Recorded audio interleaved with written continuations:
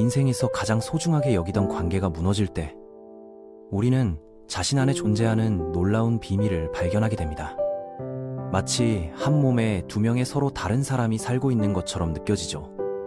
그런데 이 두 존재는 같은 정보를 완전히 다른 방식으로 받아들이면서 서로 소통하는 것조차 쉽지 않아 보입니다.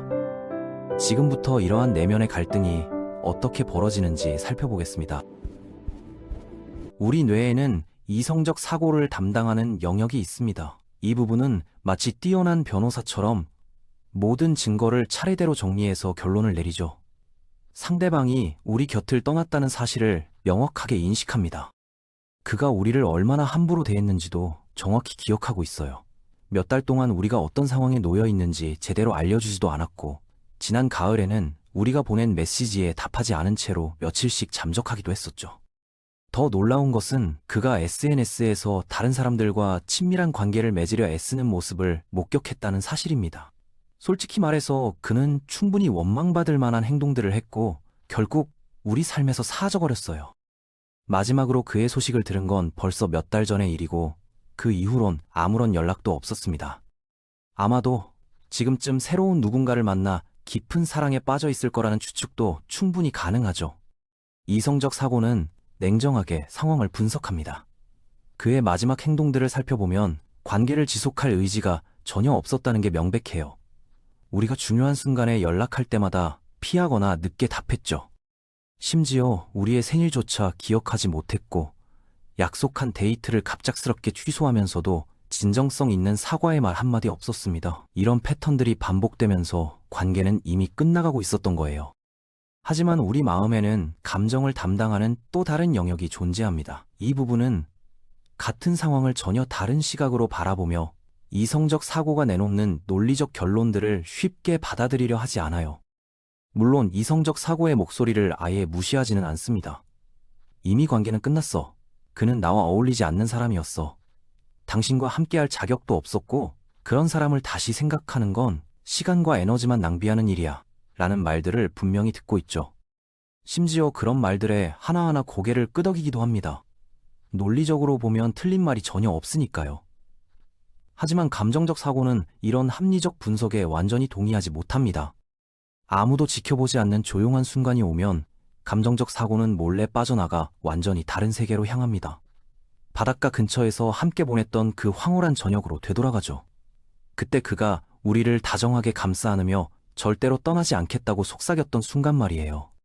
어느 작은 카페에서 보냈던 어느 조용한 오후도 떠올립니다. 그가 우리 맞은편에 앉아 책장을 넘기며 미소 짓던 모습.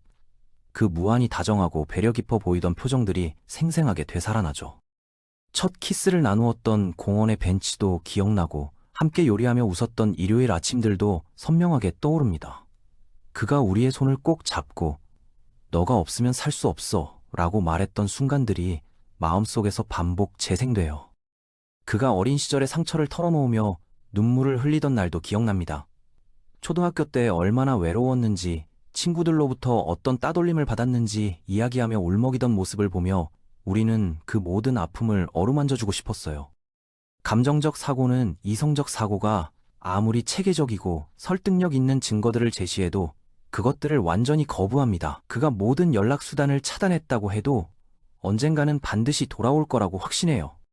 그가 어디서도 모습을 드러내지 않는다고 해도 여전히 우리를 사랑하고 있다고 믿습니다. 마치 우리의 소중한 아이처럼 여기죠. 비록 그 연인이 몇 달 전 짐을 모두 챙겨 한밤중에 사라진 이후로 우리에게 조금의 관심도 보이지 않았음에도 불구하고 말이에요. 감정적 사고에게는 시간의 흐름이 별로 중요하지 않습니다. 한 달이 지났든 1년이 지났든 상관없어요.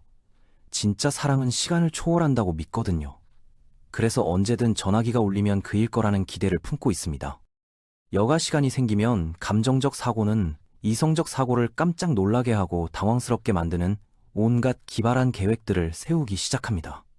진심이 담긴 긴 편지를 써서 전달하는 건 어떨까요? 그의 직장 건물 로비에서 우연한 만남을 가장에 마주치는 건 어떨까요? 그의 어머니에게 전화를 걸어 이 상황에 대해 진솔한 대화를 나누면 어떨까요? 공통된 친구 중 누군가에게 연락해서 상황을 설명해보는 건 어떨까요? 아니면 그가 얼마나 잘못된 판단을 하고 있는지 깨우쳐주는 진정성 있는 이메일을 보내면 어떨까요? SNS에 의미심장한 메시지를 올려서 우리의 마음을 은연중에 전달하는 것도 좋은 방법이 될 수 있을 거예요. 아예 그가 자주 가던 카페나 서점 근처를 어슬렁거리며 우연한 만남을 연출해보는 건 어떨까요? 감정적 사고는 이런 계획들이 전혀 이상하거나 위험해 보이지 않아요. 오히려 낭만적이고 감동적인 시나리오라고 생각하죠. 이런 위험한 제안들이 나올 때마다 이성적 사고는 급하게 달려와 불을 끄려고 애씁니다.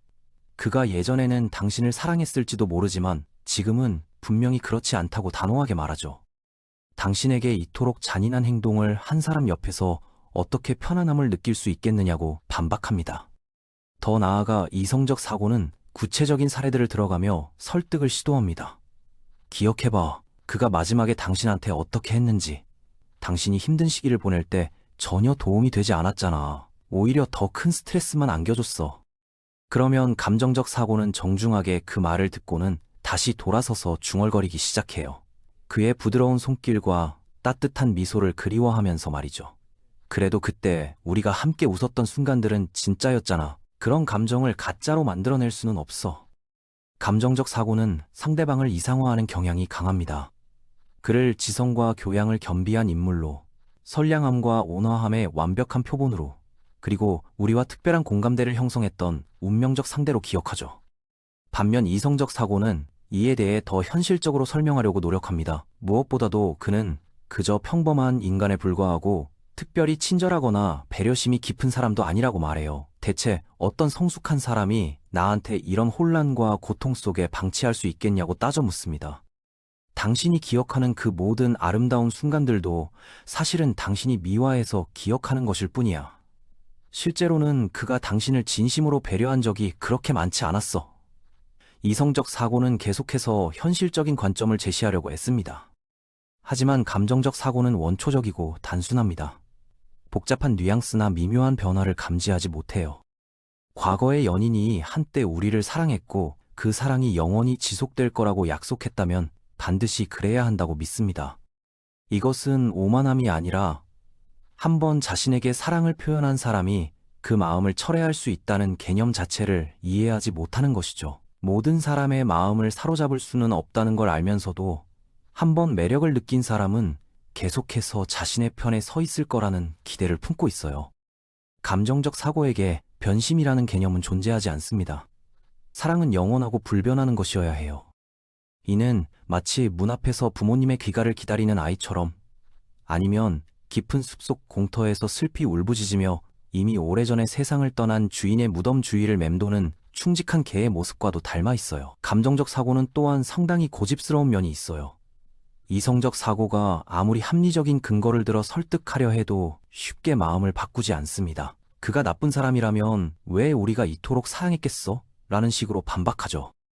더 나아가 감정적 사고는 현재의 고통마저 사랑의 증거로 해석합니다. 이렇게 아픈 건 그를 진심으로 사랑하기 때문이야. 그리고 진짜 사랑은 결국 보상을 받게 되어 있어. 라는 논리를 펼치며 자신의 입장을 정당화해요. 시간이 흐르면서 너무 자세히 묘사하지는 않겠지만 이성적 사고는 이런 상황이 계속된다면 전체 시스템이 붕괴될 위험이 있다는 걸 감지하게 됩니다. 우리의 뇌와 몸 전체가 견딜 수 없는 스트레스에 노출될 거라는 경고음이 울리기 시작하죠. 그래서 어떤 형태든 개입이 이루어집니다. 해외여행을 떠나게 하거나 전문적인 상담을 받도록 유도하는 식으로 말이에요. 새로운 취미나 운동을 시작하도록 강력히 권유하기도 합니다. 이성적 사고는 감정적 사고를 직접적으로 통제할 수는 없다는 걸 깨닫고 대신 주의를 다른 곳으로 분산시키는 전략을 사용합니다. 바쁜 일정으로 하루를 꽉 채우거나 친구들과의 만남을 늘리는 것도 그런 방법 중 하나예요. 아랍의 오래된 속담 중에 영혼은 낙타의 걸음으로 여행한다는 말이 있습니다. 이성적 사고와 감정적 사고 사이에 가장 큰 차이점 중 하나는 정보를 완전히 받아들이는 데 필요한 시간의 격차라고 할 수 있어요. 이성적 사고는 누군가의 죽음이나 이별, 사랑의 종료를 순식간에 파악하고 인정합니다. 그러나 감정적 사고는 이성적 사고가 처음 그 사실을 받아들인 후로도 몇 달 또는 몇 년이 더 걸릴 수 있어요. 이 시간 차이 때문에 우리는 내면에서 계속되는 갈등을 경험하게 됩니다. 머리로는 이미 끝났다는 걸 알고 있지만 마음은 아직 그 현실을 받아들이지 못하는 상태가 지속되는 거죠. 그 충격적인 소식이 마침내 감정적 사고의 완고한 영역에도 서서히 스며들기 시작합니다. 부정과 거부 반응이 예전만큼 격렬하지 않게 되죠. 여전히 강렬한 그리움의 순간들이 찾아오지만 그 빈도가 줄어들고 지속 시간도 짧아집니다. 어느 날 문득 그를 하루 종일 생각하지 않았다는 사실을 깨닫게 돼요. 처음에는 죄책감을 느끼기도 하지만 점차 이런 평온한 순간들이 늘어나게 됩니다. 이것이 바로 치유의 시작이라고 할 수 있어요. 오랜 세월이 지나고 나서야 두 사고 체계 사이에 어떤 종류의 타협점이 형성되는 것 같아요. 알겠어. 계속해서 그를 믿고 기다려도 좋아. 하지만 그동안 다른 사람과 식사라도 해볼 수 있지 않을까? 새로운 만남을 위한 앱도 한번 설치해보는 건 어떨까? 이성적 사고는 더 이상 감정적 사고와 정면 충돌하려 하지 않아요. 대신 공존할 수 있는 방법을 모색하기 시작합니다. 어떤 의미에서 감정적 사고는 평생에 걸쳐 그 사랑을 간직할 것입니다. 다만 다른 흥미로운 일들이 주의를 분산시킬 뿐이죠. 기억력도 점차 흐려질 것이고 다행히도 언젠가는 새로운 관심사를 발견하게 될 거예요. 그리고 이성적 사고는 앞으로 사랑이라는 감정에 대해 매우 신중한 자세를 취하는 법을 익히게 될 것입니다. 사랑이 얼마나 강력하고 매혹적인 힘인지 인정하면서도 그 무엇보다 우리를 깊이 상처 입히고 파괴할 수 있는 위험한 존재라는 것도 동시에 받아들이게 되는 거죠. 이런 경험을 통해 우리는 조금 더 성숙해집니다. 사랑의 아름다움과 위험성을 동시에 이해하게 되고 미래의 관계에서는 좀 더 균형 잡힌 시각을 가질 수 있게 되는 것이에요. 결국 이별의 아픔은 우리 내면의 두 사고 체계가 서로 조율하고 협력하는 법을 배우는 과정이라고 할 수 있습니다. 비록 그 과정이 고통스럽고 오래 걸리지만 최종적으로는 더 건강하고 현실적인 사랑관을 갖게 해주는 소중한 배움의 기회가 되는 거죠.